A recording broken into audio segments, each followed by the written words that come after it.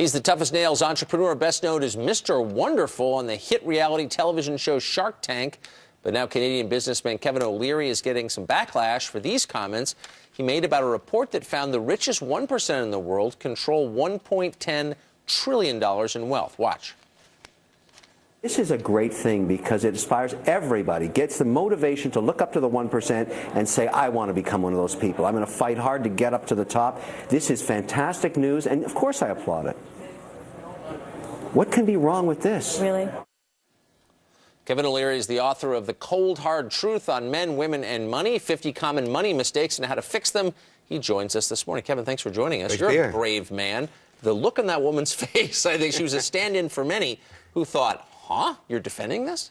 You know, I think we vilify the creation of wealth. We vilify capitalism. It's become very unpopular to talk about successful people. But, you know, what I'm trying to say is it's not fantastic to be poor, and I don't like disparity in wealth or poverty. These are all bad things. But let's celebrate the facts, all right? If you look back at the last 30 years, 42% of the world's population was in desperate poverty. Today it's 17%. Thank you, capitalism. Thank you. That's what made that happen, all right? If you go back to 1900, 70% of the world's population was illiterate. Today it's 17%. Thank you, capitalism. Thank you. Let's celebrate what's working. And the metrics show us and the numbers show us that our system works. So let's not vilify it. Right.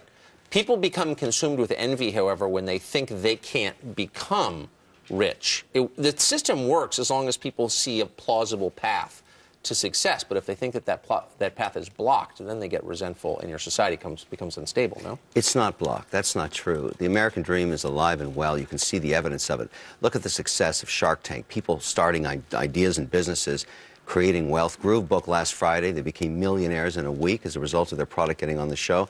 There's every evidence everywhere that what we do and what works in America, capitalism, creates wealth, and those people pay taxes. Yes. 30 to 50%, depending where they are, and that goes back into the system to support all kinds of initiatives, including helping people that are in poverty. It's so fun. You were from Canada originally. You must be the 5th Canadian I've met in the United States reminding America that the market works. Is this a remarkable turn? There's no place in the world like America. When I started my business, I wanted to come here to create it and grow it. I was in a jurisdiction, Ontario, in the mid-90s where they had a socialist government. I had to leave. It was an oppressed environment. You couldn't build a business there. Taxes were crazy. Nobody wanted to give me money. I moved to Boston. When I wanted to create wealth and hire 10,000 people around the world, I came to America. This is where you create business. This is the heartbeat of creation of wealth and capitalism. And any time someone tries to change that, they're making a huge mistake. Calling business leaders fat cats and saying that this is a bad thing is un-American.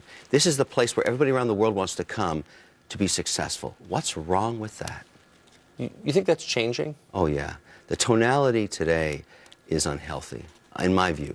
You know, when I came to Boston, Bain Capital was not a swear word. They gave me $200 million to help me build my business globally and hire thousands of people and pay millions in taxes. Why in the world would we vilify that? I think something's really gone awry, and I think it'll come back at some point. But right now, we should be talking about creating jobs through small business.